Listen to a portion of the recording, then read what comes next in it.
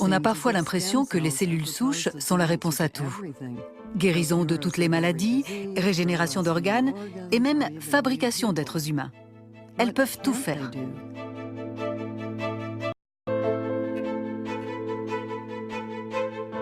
Je n'arrivais pas à y croire.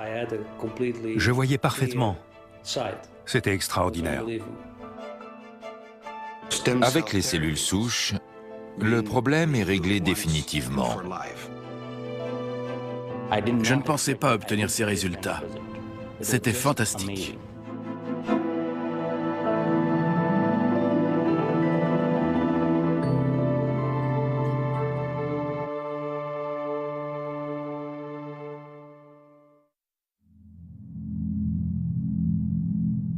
Les cellules souches ont révolutionné notre connaissance du corps humain.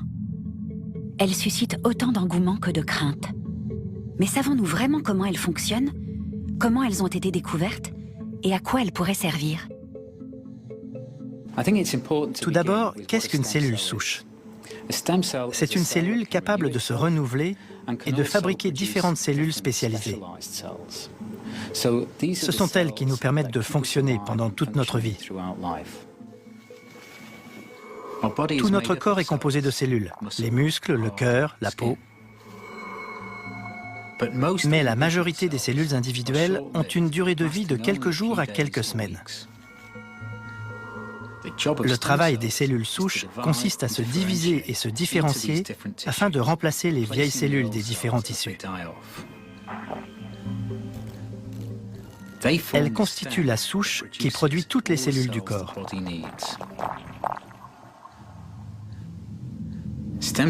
En s'auto-renouvelant, elles lui fournissent chaque jour un stock permanent de cellules neuves.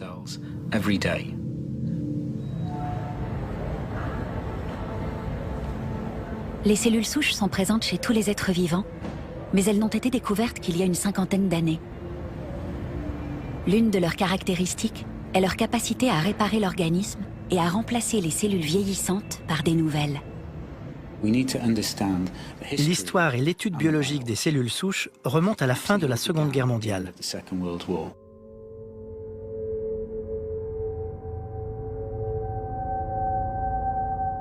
On August the 6th, the Americans drop an atomic bomb on Hiroshima. The city is almost totally destroyed.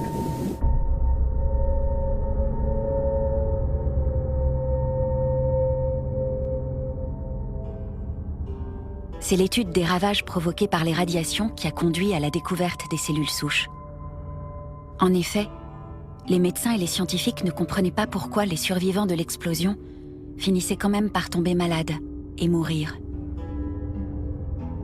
The mother had no visible injuries and was nursing her daughter outside of the city when a month later, she herself became seriously ill. Quelles que soient les doses de radiation, le premier mécanisme affecté de façon mortelle est la production de cellules sanguines. At the end of 2 weeks, which was the critical period, burns and cuts which appeared to be curing suddenly worsened. Hemorrhage developed which could not be stopped. Many died, and the number of deaths kept mounting from day to day. It was very quickly learned that on s'est vite rendu compte que les gens mouraient très rapidement, en quelques semaines, parce qu'ils ne fabriquaient plus de sang.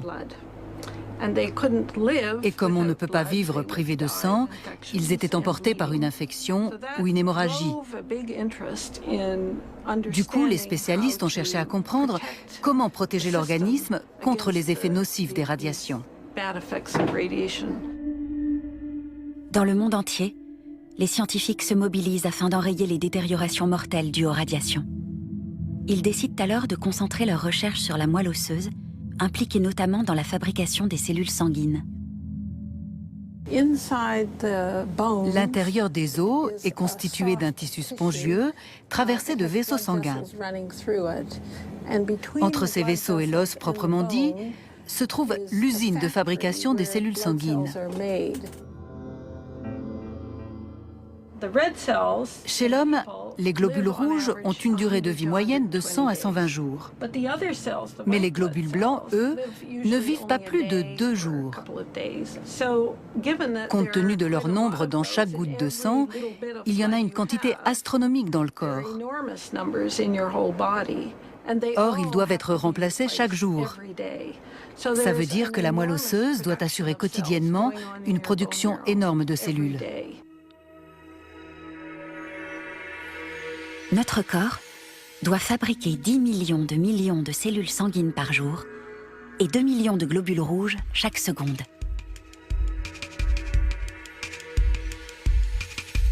Inévitablement, les scientifiques se sont demandé qu'est-ce qui produit ces cellules sanguines?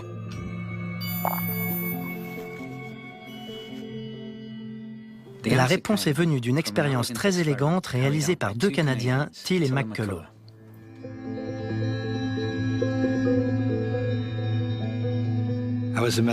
J'étais étudiant en médecine en 1961 et leurs expériences à l'époque étaient vraiment excitantes. Elles ont démontré que chaque cellule souche donne naissance à de nombreux types de cellules et qu'elle est capable de s'auto-renouveler. Leurs expériences consistaient à injecter des quantités différentes de cellules de moelle osseuse à des souris qui avaient reçu des doses mortelles de radiation.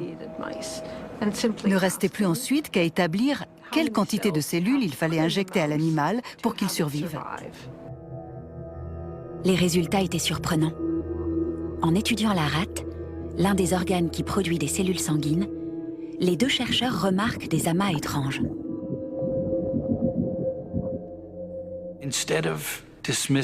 Ils ont constaté que le nombre d'amas augmentait en fonction de la quantité de cellules injectées. Ils ont décidé d'analyser un de ces amas et ont mené une expérience absolument extraordinaire. Chacun de ces amas contient la plupart des différents types de cellules sanguines. Les 2 chercheurs ont alors une idée qui donne naissance à la biologie des cellules souches. Thiel et McCullough marquent individuellement toutes les cellules qu'ils injectent. Une semaine plus tard, ils dissèquent les amas. Ils constatent alors que chaque amas se compose de cellules filles issues d'une seule et unique cellule d'origine. Ils ont démontré qu'une seule cellule pouvait générer toutes les lignées de cellules présentes dans la moelle osseuse et le sang. Ensuite, ils ont prélevé les amas et les ont transplantés. Ils se sont aperçus que les amas se multipliaient. Ça voulait dire que les cellules étaient capables de s'auto-renouveler. La notion de cellule souche venait d'être découverte. Pour la biologie, c'était une véritable révolution.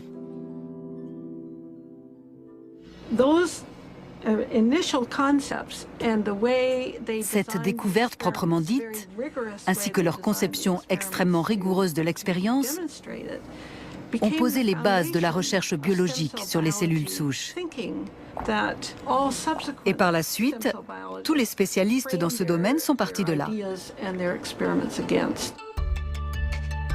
L'un de ces biologistes est Howard Green, chercheur à Harvard, qui travaille sur la peau.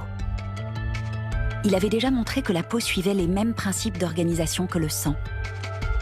Elle contient des cellules souches qui s'auto-renouvellent et créent des millions de cellules spécialisées.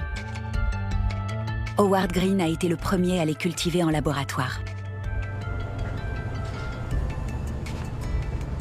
En 1981, il reçoit un appel désespéré.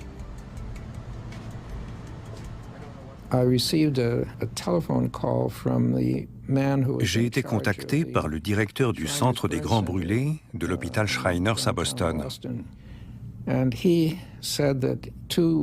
lui avait amené 2 petits garçons dans un état épouvantable. Ils étaient brûlés sur plus de 90% du corps. On ne pouvait rien faire pour eux. Les 2 enfants souffrent de brûlures au 3e degré.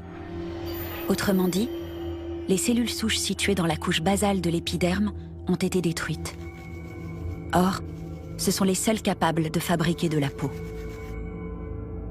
Howard Green et ses étudiants prélèvent alors d'infimes quantités de peau encore vivante sous les aisselles des 2 garçons afin de cultiver leurs cellules souches en laboratoire.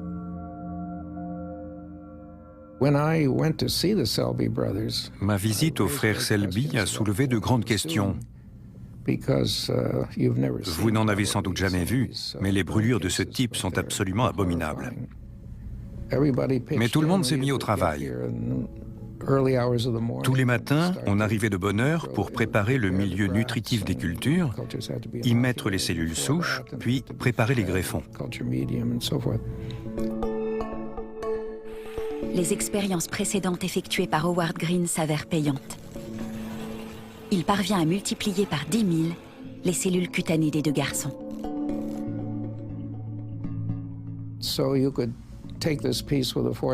On prélevait un morceau avec un forceps, on le déposait sur un support et on s'en servait comme d'un greffon. C'était la première fois qu'on faisait ça à une telle échelle.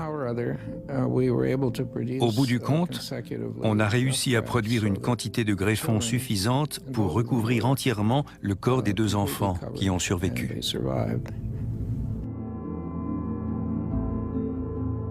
Il faudra 14 semaines avant que les différents greffons s'agrègent entre eux. Les cellules souches migrent vers les bords et prolifèrent jusqu'à ce que la peau ne forme plus qu'un seul morceau.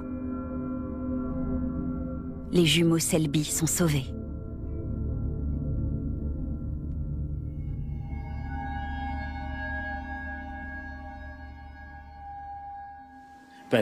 Malgré tout, ils n'ont pas eu une vie très agréable. On ignore encore comment amener les cellules souches à fabriquer des follicules pileux ou des glandes sébacées. En revanche, on avait appris qu'elles sont un élément fondamental pour la survie des tissus, face à la maladie et au vieillissement.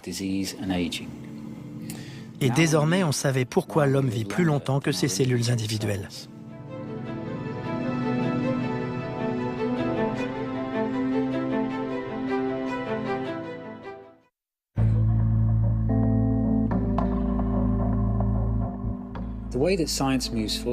La science progresse parce que les chercheurs transmettent leurs connaissances à d'autres. Les scientifiques passent leur temps à tester les résultats de leurs collègues dans le monde entier, parce que la science est un domaine international.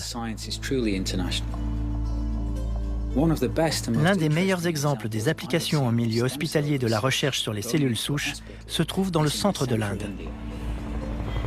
Cet hôpital est l'Institut de l'œil LV Prasad à Hyderabad.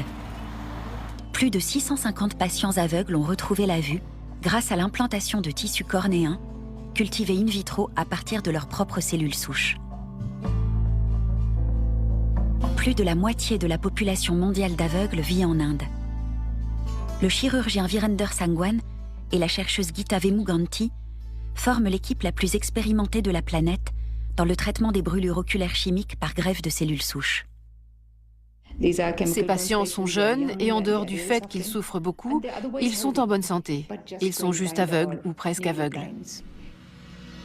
Geeta Vemuganti s'est inspirée des techniques mises au point par deux chercheurs italiens, Graziella Pellegrini et Michele De Luca. Anciens étudiants de Howard Green, ils ont démontré que les procédés développés pour la peau fonctionnaient aussi pour l'œil. Il a fallu 1 an à Geeta Vemuganti pour mettre au point des protocoles scientifiques fiables qui lui ont permis de cultiver des cellules souches cornéennes utilisables par son collègue chirurgien Virender Sangwan. Ces techniques vont peut-être sauver la vue de Mahesh, un lycéen de 17 ans brûlé par de l'eau de Javel.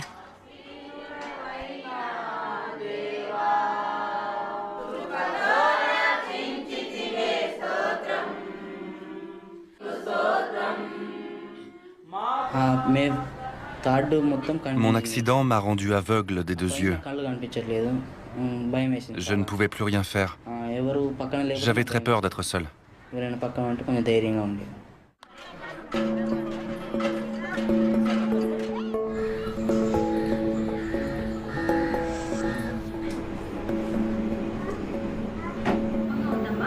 L'un des yeux du jeune homme a pu être sauvé en quelques semaines à l'hôpital local. Mais les médecins lui ont dit qu'il resterait aveugle de l'autre. Son seul espoir est l'hôpital ophtalmologique d'Hyderabad, à 10 heures de train de chez lui.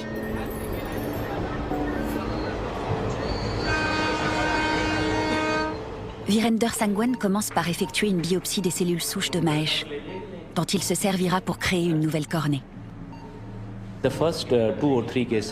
Le résultat des 3 premiers cas a été extraordinaire. Pour les 2 premiers, en fait, j'avais peur que, en cas d'échec, les patients soient très déçus. Mais l'issue s'est avérée impressionnante.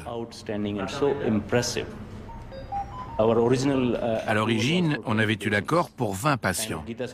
Gita ne voulait pas aller au-delà, mais je lui ai dit « C'est impossible, les patients sont les premiers bénéficiaires, on ne peut pas s'arrêter là ». Et le directeur était d'accord. « Vous continuez, je mettrai tous les moyens nécessaires à votre disposition ». La renommée de ces nouveaux traitements a dépassé les frontières de l'Inde. Jan Ross est néerlandais. Il a été un des premiers patients étrangers de l'hôpital. Ça s'est passé en 1995. J'ai souffert d'un traumatisme oculaire chimique. Je suis allé me faire soigner à Rotterdam. On m'a prescrit des gouttes, mais ça n'a pas fait grand-chose.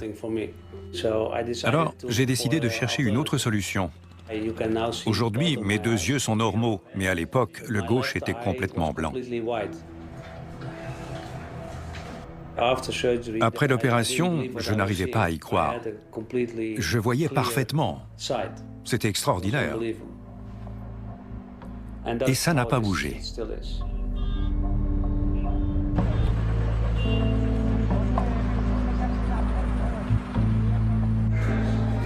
Mahesh espère retrouver la vue de son œil gauche.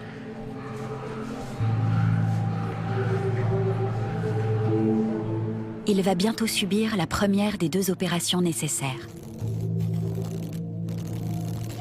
Les cellules souches de son œil aveugle sont trop endommagées pour en réparer la surface. Le chirurgien va donc prélever du tissu sur l'œil droit.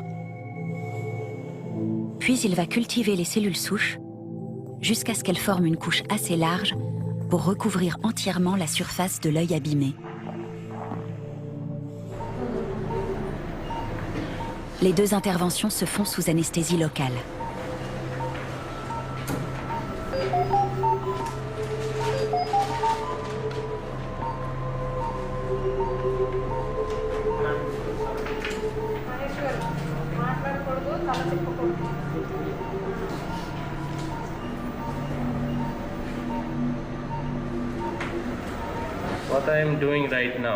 Je vais prélever les cellules souches qui devraient se trouver dans cette zone. J'ai fait une petite incision sur la partie supérieure du globe oculaire, la conjonctive, et je vais disséquer le limbe pour arriver aux cellules souches.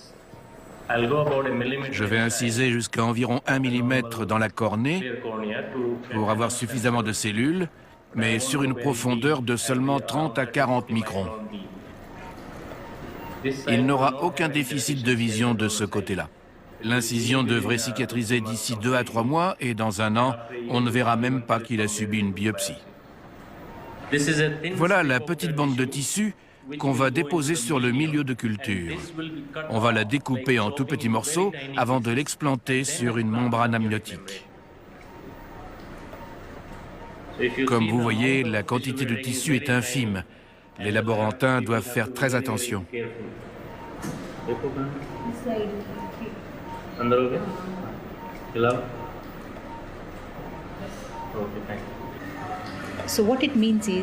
On prélève du tissu qui contient des cellules souches, puis on l'emporte au laboratoire et on le coupe en tout petits morceaux, à partir desquels on cultive les cellules souches.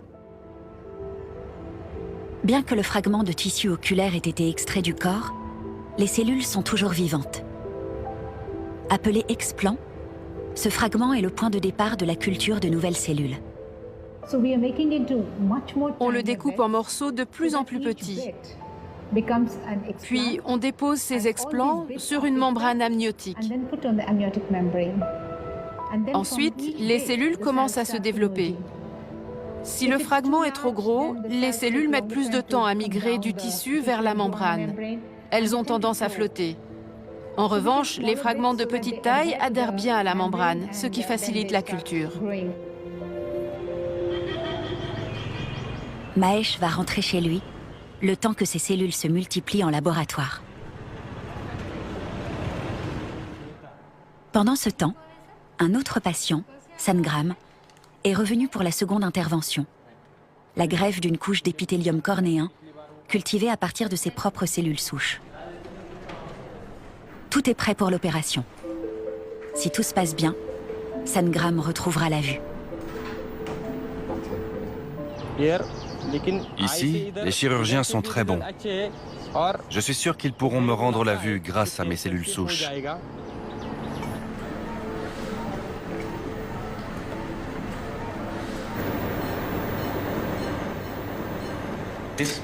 Si l'intervention réussit, il y a presque 100% de chances pour qu'il retrouve la vue après une autre greffe de cornée.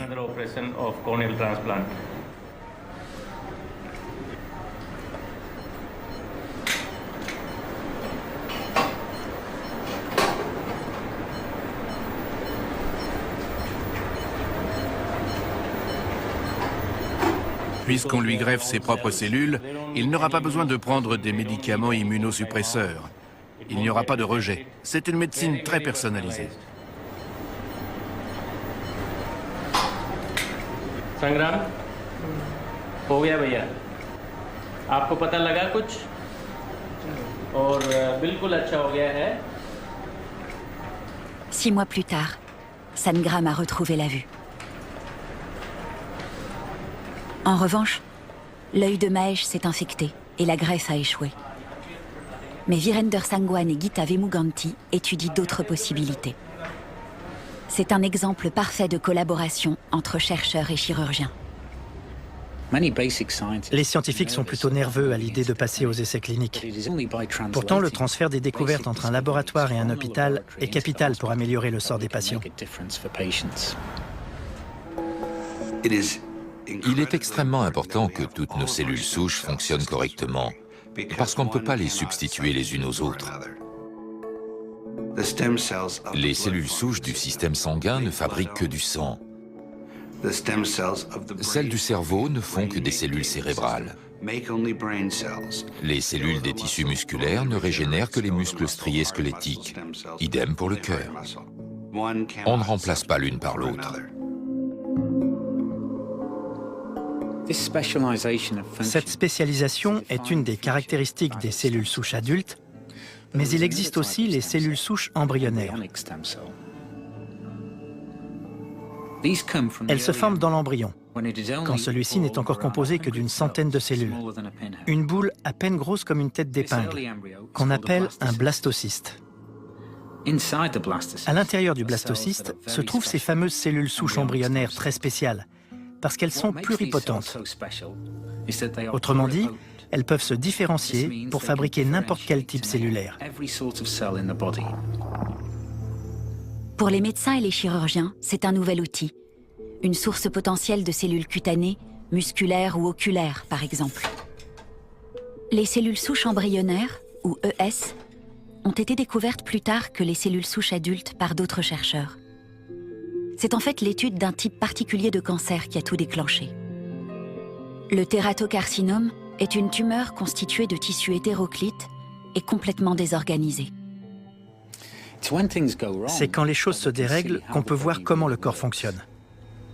Mais pour faire le rapprochement, il faut comprendre ce qui se passe. En 1981, 2 scientifiques du nom de Martin Evans et Gail Martin étudient le tératocarcinome. La plupart des tumeurs cancéreuses sont des caricatures malignes d'un tissu.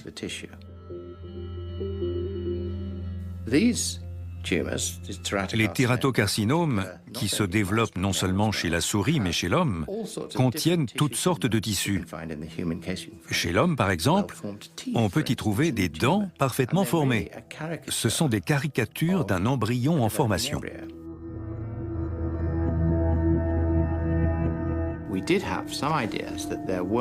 On soupçonnait déjà que ces tumeurs, ces tératocarcinomes, étaient constitués de cellules capables de différenciation.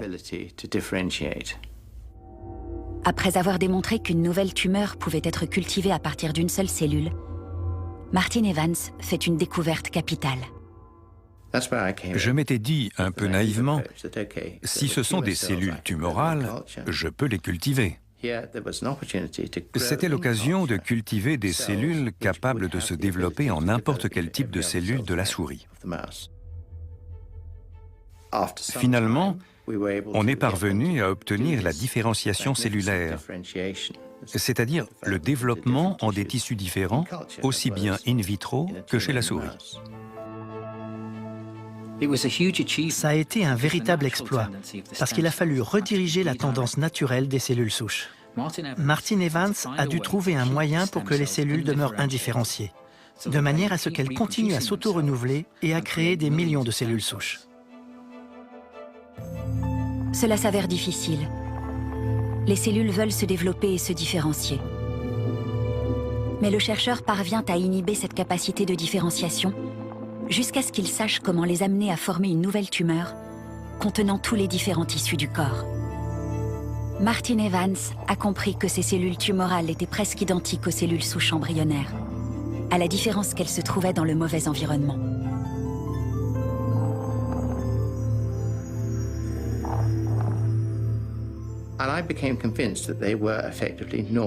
J'étais convaincu qu'elles étaient normales. Mais ce n'était pas l'avis général.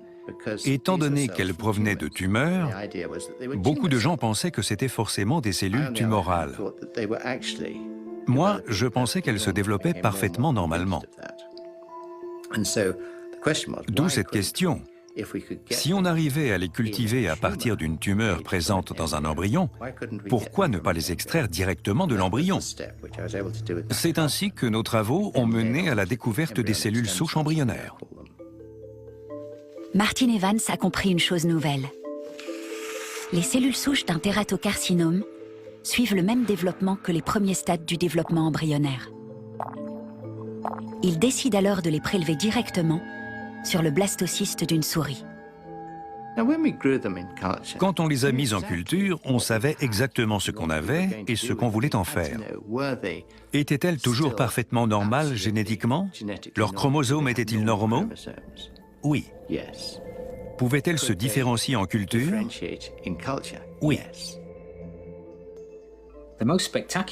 L'utilisation de ces cellules pour fabriquer une souris vivante l'a prouvé de façon spectaculaire. Martin Evans a injecté des cellules ES indifférenciées cultivées in vitro dans un blastocyste. Il les a ensuite implantées dans l'utérus d'une souris.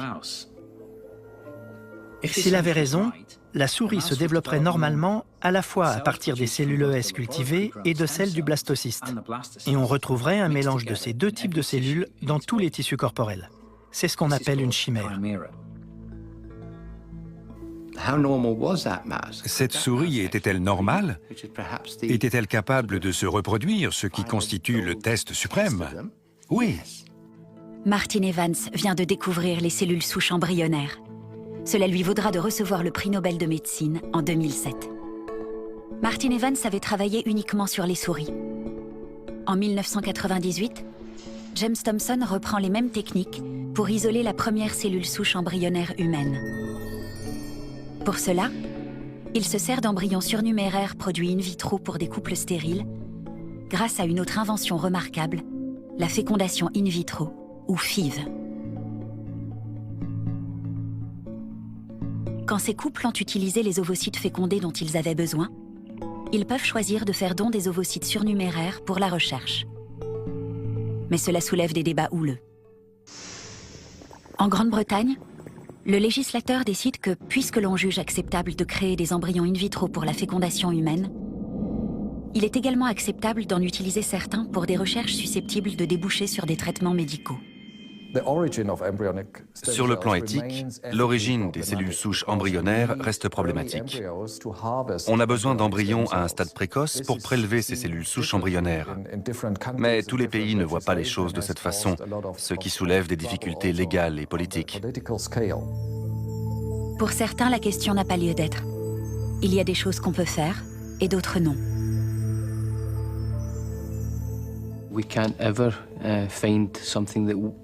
Rien ne peut justifier le fait de tuer une vie. Or, c'est exactement ce qu'on fait quand on détruit un embryon pour extraire ses cellules souches.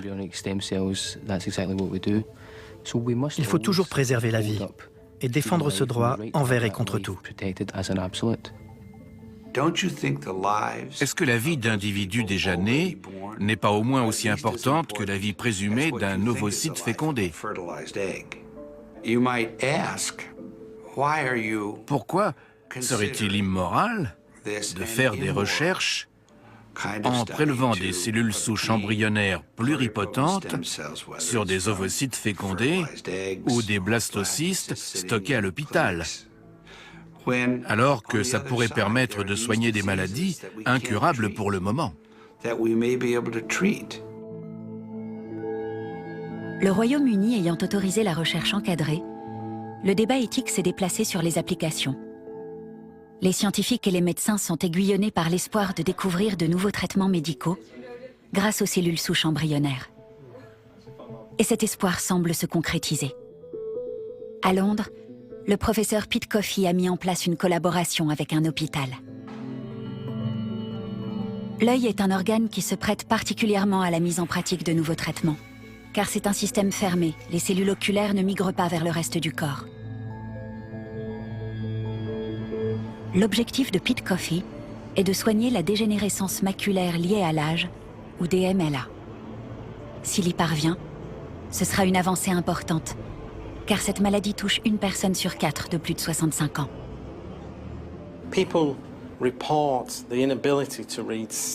Ces gens n'arrivent plus à lire un texte écrit. Il manque des lettres, parfois des mots entiers. Ça dépend de la gravité de la maladie. Il y a aussi la déformation des lignes droites. C'est un symptôme manifeste qu'il se passe quelque chose de très grave dans le fond de l'œil. Dans la majorité des cas, quand on montre à un patient une grille comme celle-ci, il verra l'image normale. En revanche, presque un quart de la population âgée de plus de 65 ans verra ce genre de distorsion.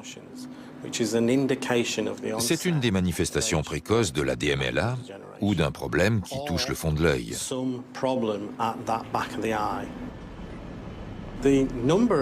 Il y a un nombre colossal de gens qui en souffrent. 500 000 cas graves au Royaume-Uni. La macula est une zone située dans la partie postérieure de la rétine. Pour l'instant, la DMLA ne peut se soigner qu'au prix d'une opération extrêmement douloureuse. Ce que vous voyez ici est une colonie de cellules souches embryonnaires humaines. C'est le matériau de base qui peut produire tous les types de cellules de notre corps. Et ces cellules qui sont autour forment ce qu'on appelle la couche nourricière. Elles produisent les éléments qui maintiennent les cellules souches en vie. Ces dernières se répliquent continuellement. Quand elles sont sous cette forme précoce, on peut les cultiver à l'infini. Plus besoin de courir après les dons d'embryons surnuméraires.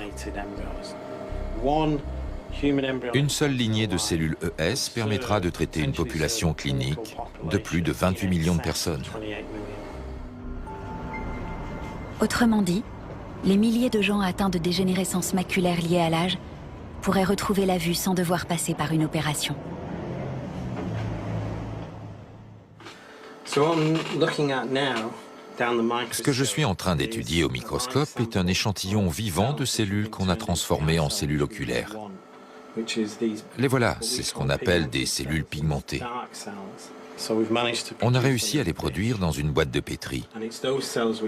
Ce sont elles que l'on va implanter dans l'œil d'un patient.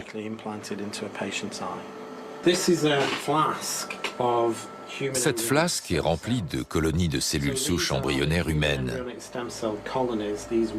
Ces amas blanchâtres là. Cette flasque, pas plus grande que la paume de ma main, contient 10 millions de cellules. Pour recouvrir la macula, on en a besoin d'environ 60 000. Ça veut dire que là-dedans, il y a de quoi traiter entre 150 et 200 patients. Est-ce la première étape? Cultiver de nouveaux organes, réparer ceux qui sont abîmés, remplacer ceux qui ne marchent plus. Est-ce la nouvelle fontaine de jouvence?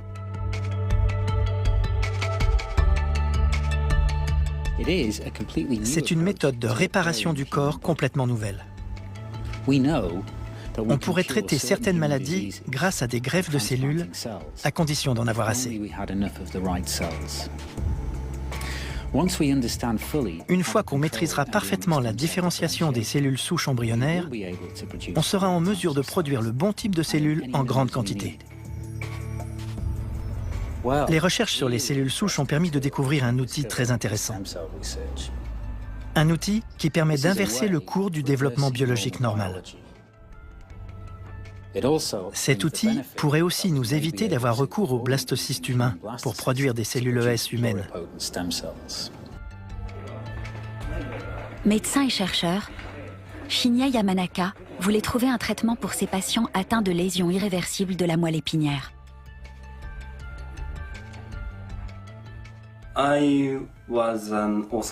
J'étais chirurgien orthopédique. Je ne faisais pas de recherche sur les cellules souches à l'époque, il y a 20 ans. Mais j'avais de nombreux patients blessés à la moelle épinière.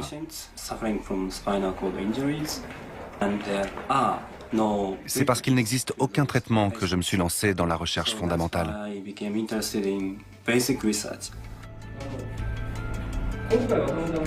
Cette volonté d'aider ces malades l'a amené à réaliser une expérience remarquable qui a bouleversé nos connaissances en biologie. On savait déjà que chacune de nos cellules contient un élément qui détermine le type de tissu que la cellule va devenir, son identité. Cet élément, ce sont les gènes qui se trouvent dans le noyau. Le noyau d'une cellule contient 23 paires de chromosomes faits de longs brins d'ADN.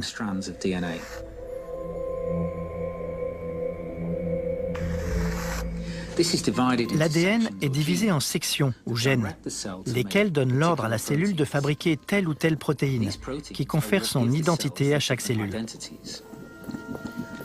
Toutes nos cellules contiennent les mêmes gènes, mais dans une cellule cutanée, seuls les gènes qui fabriquent les protéines de la peau sont activés. Les gènes actifs se trouvent dans les régions désenroulées du chromosome. Tous les autres, ceux qui fabriqueraient un foie, un cœur ou une cellule embryonnaire, sont inhibés, bien empaquetés et stockés à l'écart.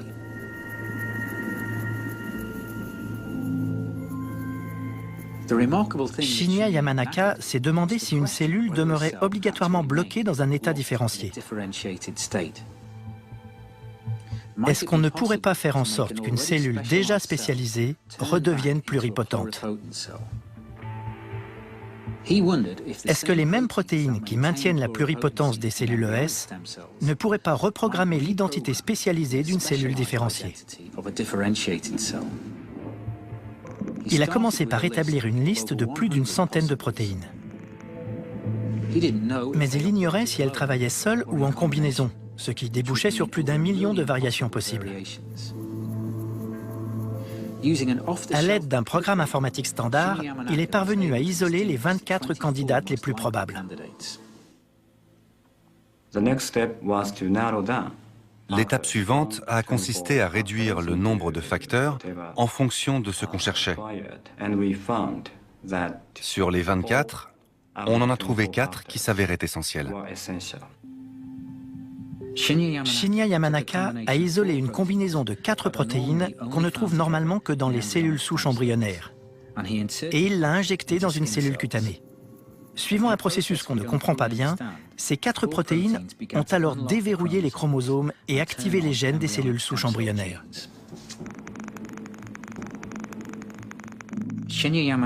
Ces 4 facteurs ont permis de reprogrammer l'identité des cellules de façon à les transformer en cellules ES. Grâce à cette technologie, on n'a plus besoin d'utiliser des embryons. On peut obtenir des cellules ES directement à partir de cellules cutanées. Baptisées cellules souches pluripotentes induites, ou IPS, elles ont fait les gros titres des journaux dans le monde entier et valu à Shinya Yamanaka le prix Nobel de médecine en 2012. Professor Shinya Yamanaka, Kyoto, Japan, die Robert-Koch-Medaille. I thought it was the most fantastic C'est la découverte la plus fantastique qui soit. Elle justifie ce qu'on a dit au peuple américain.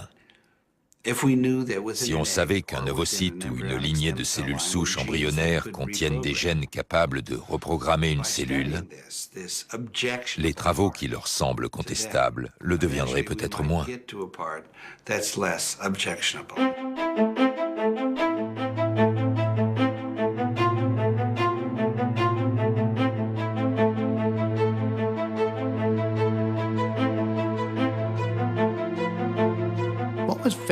Ce qui a surpris tout le monde, c'est que Shinya Yamanaka y soit parvenu avec seulement 4 facteurs de transcription. C'est une modification colossale dans le noyau, et pourtant ces facteurs suffisent. Ça a été une grande découverte. Il a été le seul à imaginer de reprogrammer une cellule différenciée avec juste une poignée de protéines. Il a réussi à les faire revenir en arrière, à les ramener au stade précoce de cellules souches. À partir de là, on a pu les utiliser pour en produire d'autres.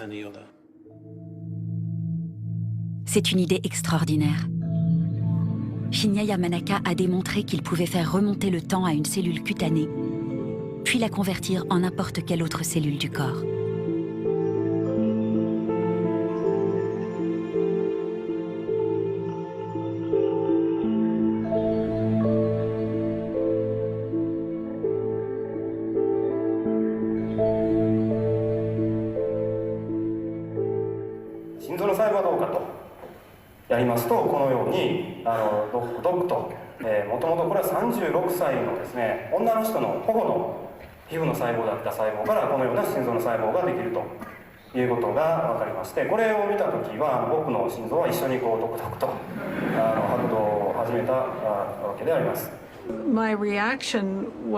Ma première réaction a été de me dire que c'était l'une des découvertes scientifiques les plus remarquables de notre époque.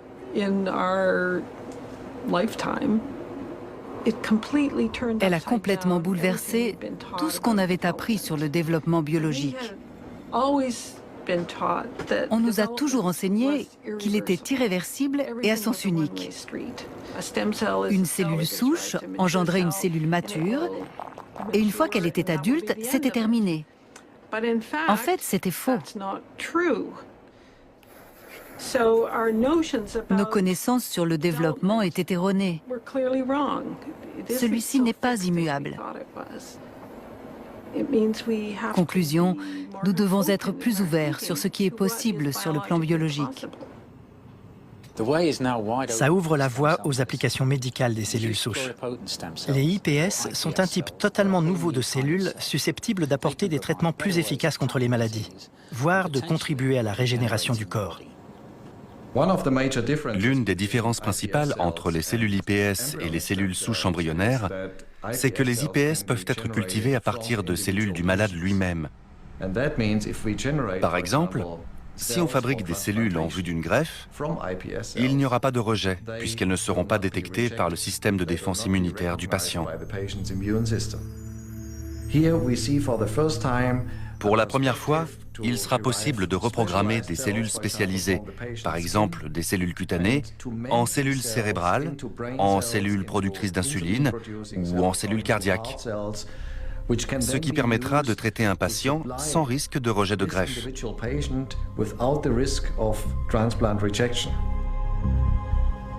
Les scientifiques sont convaincus que la création de cellules IPS marque le début d'une ère nouvelle. D'après eux, elles vont fournir des outils nouveaux pour l'étude in vitro des cellules malades et saines. Ainsi, on pourra tester sur des cellules humaines les médicaments contre la maladie de Parkinson notamment. Les chercheurs espèrent aussi découvrir pourquoi les cellules humaines meurent dans des cas de maladies dégénératives comme la maladie d'Alzheimer.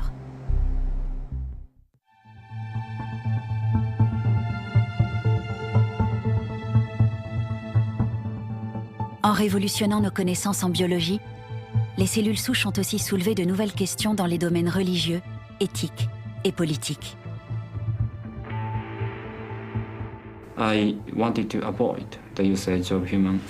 Je voulais éviter d'avoir recours à des embryons humains. Dans ce sens, c'est une réussite. Mais ce succès a généré de nouveaux problèmes éthiques.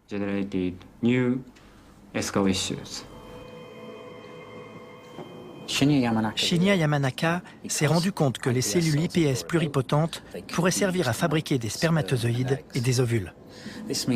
En principe, il serait possible de créer un être humain à partir d'un morceau de peau.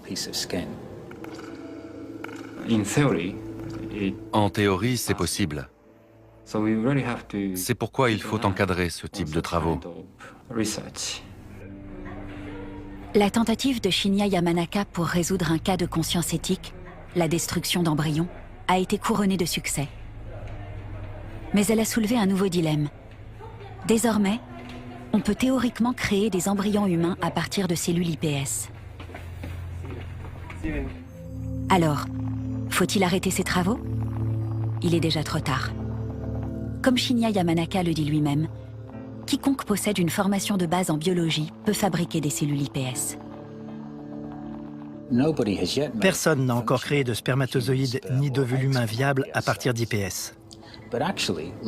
Mais ça pourrait s'avérer utile pour les couples stériles. Je ne pense pas qu'on doive stopper les travaux sur la création de cellules germinales issues de cellules souches pluripotentes induites, car ça pourrait aider les individus stériles. D'un autre côté, il est nécessaire de réglementer ces recherches. C'est une question extrêmement délicate. Il faut ouvrir le débat entre scientifiques, mais aussi entre les scientifiques, les gouvernements et les citoyens. La science ne cesse de bousculer le statu quo. Partout dans le monde, les pays essaient de s'adapter au progrès de la recherche sur les cellules souches. Une des principales difficultés est l'accès aux traitements spécialisés. Avec l'expansion du tourisme médical, les patients n'hésitent pas à aller se faire soigner dans les pays qui les proposent. Si je rencontrais des gens qui souffrent de problèmes oculaires, je leur conseillerais d'aller en Inde. Je suis très impressionné par les structures qui existent là-bas. La réputation de l'hôpital choisi par Jan Ross n'est plus à faire. Mais nombreux sont les opportunistes prêts à tirer profit des patients vulnérables en leur proposant des faux traitements à base de cellules souches. Les malades doivent pouvoir s'assurer du sérieux de l'offre qui est faite. Les progrès ont été extrêmement rapides, mais pas toujours dans le bon sens. Certaines personnes peu scrupuleuses ont expérimenté des soins sur les malades pour leur soutirer de l'argent. Il est capital de ne pas utiliser des médicaments qui n'ont pas été testés. Bien sûr, face à quelqu'un qui est condamné de toute façon, on peut être moins à cheval sur les réglementations. Si c'est le seul espoir, ça vaut la peine d'essayer. La réglementation tient compte des travaux scientifiques, des exigences de sécurité et des considérations politiques. Aujourd'hui, les citoyens sont beaucoup plus conscients des implications de recherche clinique non réglementée. Mais c'est une arme à double tranchant. Les scientifiques n'auraient pas découvert les greffes de moelle osseuse ou de peau si les lois actuelles avaient déjà été en place. À l'époque où on a mené ces expérimentations, on n'avait pas besoin de demander l'autorisation à quiconque. Il n'y avait pas de commission hospitalière ni d'agence du médicament. On travaillait tout seul. 20 ou 30 ans plus tard, ça n'aurait pas été possible, parce qu'on aurait été complètement noyé sous la bureaucratie.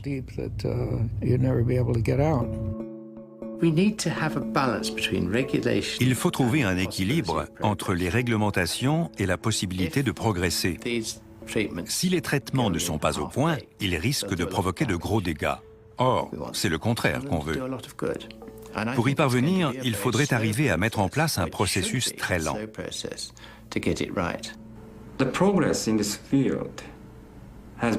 Les progrès dans ce domaine ont été fulgurants. Aujourd'hui, beaucoup de gens travaillent sur les cellules IPS humaines. En l'espace d'un an, les avancées ont été beaucoup plus rapides que ce à quoi je m'attendais. La première lignée de cellules ES humaines a été créée en 1998 et les applications thérapeutiques ont vu le jour 10 ans plus tard. C'est extrêmement rapide. Est-ce lent? Est-ce rapide? Pour les patients qui attendent un traitement contre la maladie d'Alzheimer ou de Parkinson, cela semble désespérément lent. Pour les scientifiques qui veulent bien mesurer les implications des nouvelles découvertes, cela paraît beaucoup trop rapide. Une chose est certaine, il faut compter un minimum de 10 ans pour qu'une découverte passe du laboratoire à l'hôpital. Les gens veulent toujours savoir quand les traitements seront prêts, mais il n'y a pas de réponse. Ça dépend de la nature de la maladie, des expériences scientifiques et des résultats des essais cliniques menés dans le monde entier. Jusqu'où cela ira-t-il? Ce domaine de recherche et la technologie nouvelle des cellules souches pluripotentes induites vont peut-être susciter des idées et des objectifs nouveaux, y compris pour des maladies qu'on estime encore incurables. Les idées fondamentales sont parfaitement sûres. Dans de nombreux cas, leur validité a été démontrée par des modélisations animales. Par conséquent, on peut envisager une forme de thérapie humaine qui n'existait pas jusqu'à présent. Pour l'instant, on ne cultive que des structures en 2 dimensions. L'objectif est d'en créer en 3 dimensions pour fabriquer un organe. Cellules, tissus, organes, dans cet ordre. On apprend de nouvelles choses presque chaque jour sur l'organisation du corps humain et la façon dont il se régénère. Le propre de la science, c'est de faire des découvertes. Et par définition, une découverte est une chose qu'on ignorait avant. Et généralement, plus elle est importante, et moins on savait comment y arriver.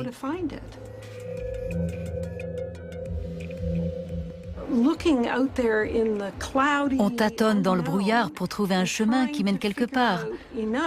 On essaie de trouver une idée qui se tient. Ça demande de l'imagination. Le moteur de la science est une curiosité fondamentale et un désir d'améliorer l'existence des hommes. Les chercheurs parlent d'imagination, mais la méthode et la précision sont tout aussi essentielles. La science fait bouger les lignes. La découverte des cellules souches et leur culture in vitro ont remis en question nos idées préconçues sur ce qui est naturel ou pas. À l'avenir, nous parviendrons peut-être à les reprogrammer à l'intérieur du corps afin qu'elles le régénèrent après une maladie ou une blessure. Et qui sait, peut-être tiendrons-nous le vieillissement en échec.